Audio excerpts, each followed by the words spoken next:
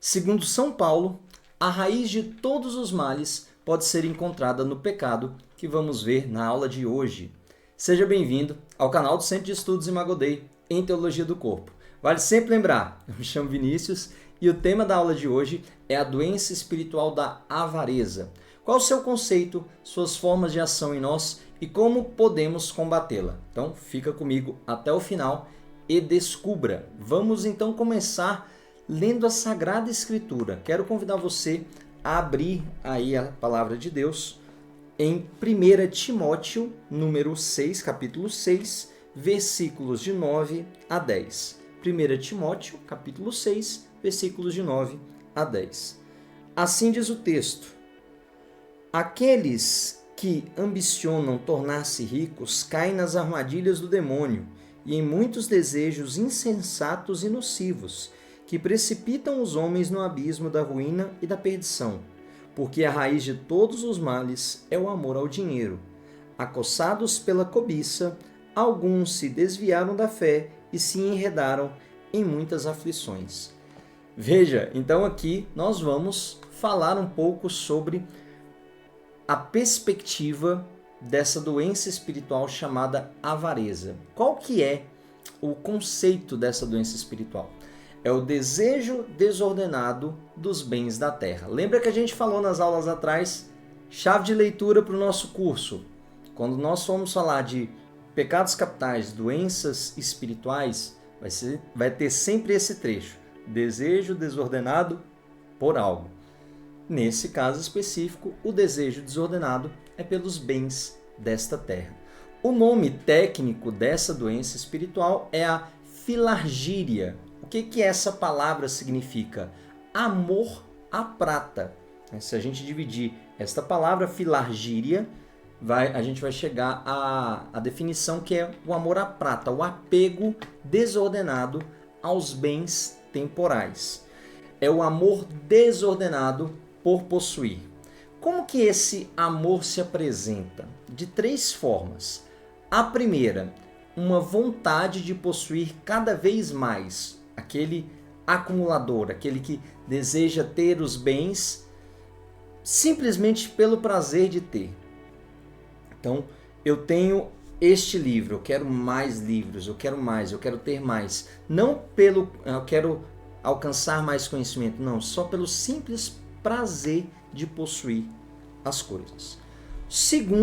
A segunda forma de apresentação dessa doença é a dificuldade de se desprender dos bens possuídos. Aqui eu tenho, pegando o mesmo exemplo, a palavra de Deus, essa Bíblia, e alguém vai e me pede ela. Não dou porque eu tenho muito apreço a ela. Não, mas só deixa eu pegar. Não, você não pode pegar, você vai estragar, vai perder. Conhece gente assim, né? Pode ser que você encontre essa pessoa olhando para o espelho, né? Volto a dizer que isso é sempre importante a gente bater nessa tecla. A ideia aqui do nosso curso não é jogar na sua cara pecados, mas é iluminar pontos obscuros, pontos sombrios que você não estava conseguindo perceber, tá bom? É necessário para um bom êxito desse curso a virtude da humildade. O que isso quer dizer, Vinícius? Por que você está fazendo esse parênteses logo agora na explicação? Por uma razão muito específica. Nós precisamos aprender a analisar a nós mesmos. Um crescimento na vida espiritual exige uma autorreflexão, um tempo de autoconhecimento. Santa Teresa d'Ávila vai dizer da importância de olhar para si não como uma contemplação infrutífera, mas um olhar para entender os movimentos interiores, o que me leva a pecar, o que me desagrada, quais são as minhas fraquezas, quais são as minhas forças, quais são as minhas virtudes, o que eu ainda preciso trabalhar. Por isso é importantíssimo a gente ter parar um pouco. E o tempo quaresmal é maravilhoso para isso, o tempo que a gente está disponibilizando esse curso para você. Mas se você está vendo em outro momento, sempre é tempo da gente parar um pouco. E como é importante a gente dedicar alguns minutos do nosso dia diariamente a nos colocar na presença de Deus e pedir: Senhor, Tu que me conheces mais do que a mim mesmo, né? Rouba de Santo Agostinho essa oração. Senhor que me conhece mais do que a mim mesmo, revela-me quem eu sou e o que eu preciso crescer. Tá bom? Fechado parênteses, vamos seguir aqui.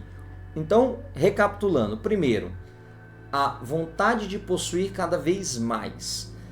Tem um nome técnico que é a pleonexia. Pleonexia é esta vontade de possuir, de ter. A gente pode colocar aqui como a cobiça. Quero ter o acúmulo, acúmulo, acúmulo. Quero ter cada vez mais, mais, mais. Segundo, a dificuldade de se desprender dos bens possuídos. Aqui, a avareza em sentido restrito. Então, eu não posso dispor dos meus bens. Enquanto um é acumular, o outro eu não posso dispor dos meus bens. E a terceira forma que essa doença se apresenta é a cobiça por ter de volta o que havia sido dado. Me explico, essa exige um pouco mais de tempo. Sabe aquela pessoa que quando ela dá um presente e ela, ao entregar, ela já tem uma tristeza, parece que ela está perdendo algo, parece que é penoso a ela dar, porque parece que aquela alegria que a pessoa vai ter causa dentro dela um sentimento de vazio. Já viu alguém assim, ou já se deparou com esse sentimento? Fui dar algo para alguém e, poxa, eu gostei tanto daquilo e eu queria, não era nem o valor do objeto em si, mas você criou um apego tão profundo àquele objeto que você não queria se desprender dele. Isso pode ser um indício de que a avareza está tendo um certo espaço no seu coração. Quando a gente fala dessa doença espiritual especificamente, os padres da igreja, os estudiosos, né, Santo Tomás de Aquino e outros santos, eles têm um ponto em comum. Eles dizem que essa doença ela tem uma natureza religiosa. Como assim?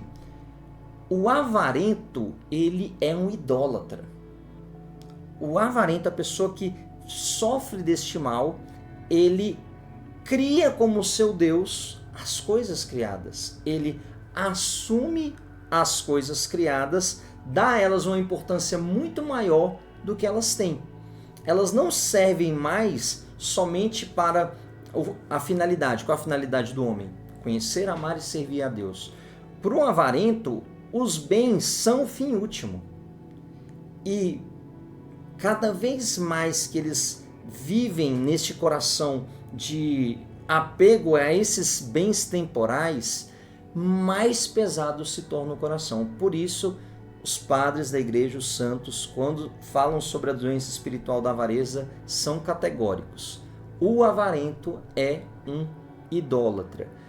Com essa frase, a gente vai entender o que Jesus disse lá no Evangelho, né, que Jesus disse e São Lucas registrou no seu Evangelho, no capítulo 16, versículo 13. Contextualizando a passagem, aqui Jesus está naquela parábola do administrador infiel. O versículo que nós vamos ler: nenhum servo pode servir a dois senhores, ou há de odiar a um e amar o outro, ou há de aderir a um e desprezar o outro. Não podeis servir a Deus e ao dinheiro. Na minha tradução aqui da Ave Maria, coloca ao dinheiro, servir a Deus ou ao dinheiro. Mas em algumas traduções se coloca mamon, que é uma divindade pagã. Então, vós não podeis servir a Deus ou a mamon. Este mamon, essa divindade pagã, estava associada com este apego, essa riqueza desordenada. Então veja, Deus está condenando as pessoas ricas? Não, e nós precisamos eliminar esse pensamento ideológico marxista de nosso meio. Deus não é contra as riquezas. Nós tivemos santos que tiveram bens e foram abastados de bens. São Luís da França, Nós tivemos a própria Zélia e São Luís, pais de Santa Teresinha, tinham uma condição financeira razoável. E outros exemplos que não caberia aqui nós dizermos. Mas o que fez desses homens santos? Os bens que eles possuíam serviam, estavam à disposição do serviço ao próximo.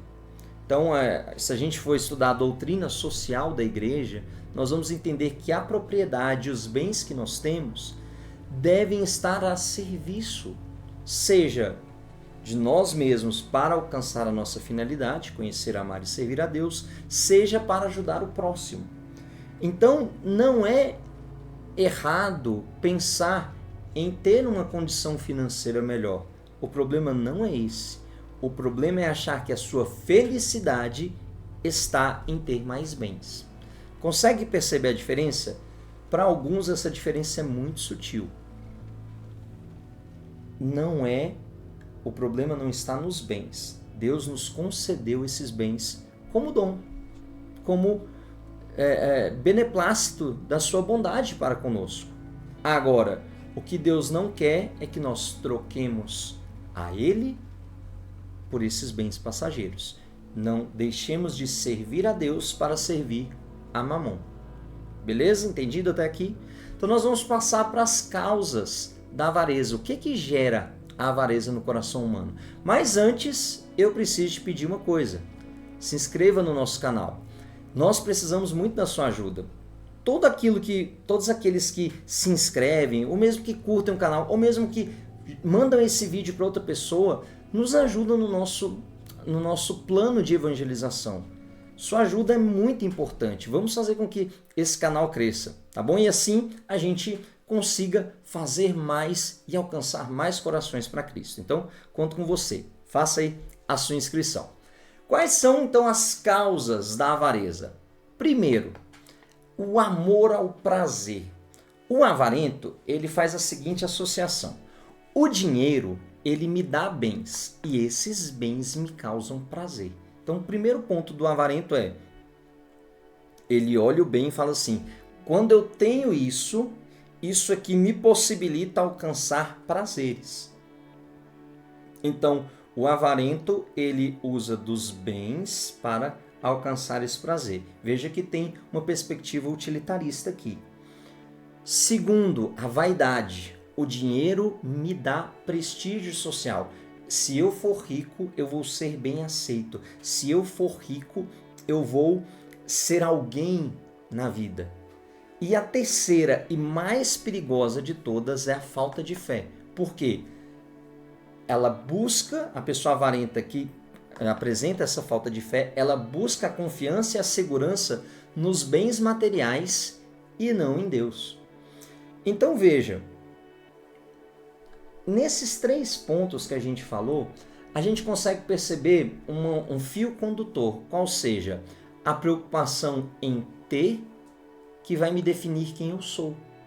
O avarento, ele tem em si que quanto mais ele tem, mais ele é.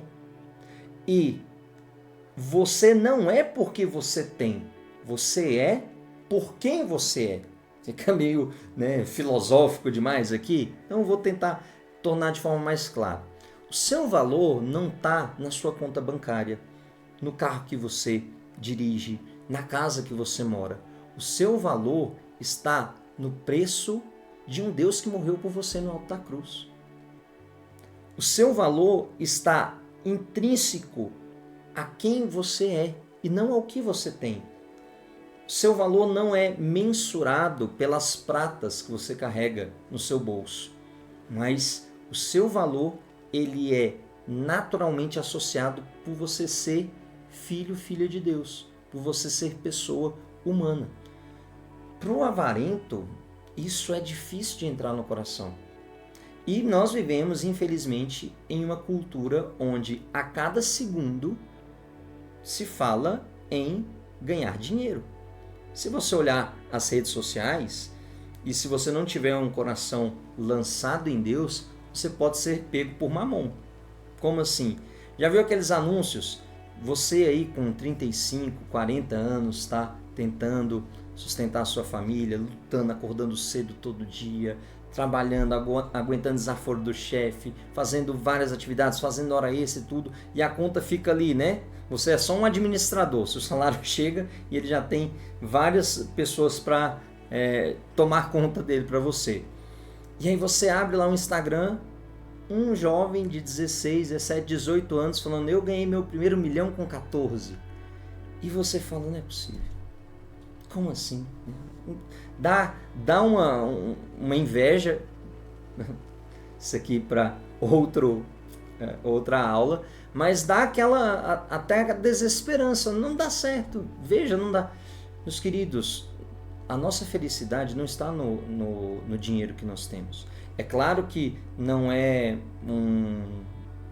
como é que eu posso colocar? Não é esquecer que nós precisamos, né? Nós precisamos, infelizmente, do dinheiro para ter uma vida minimamente digna.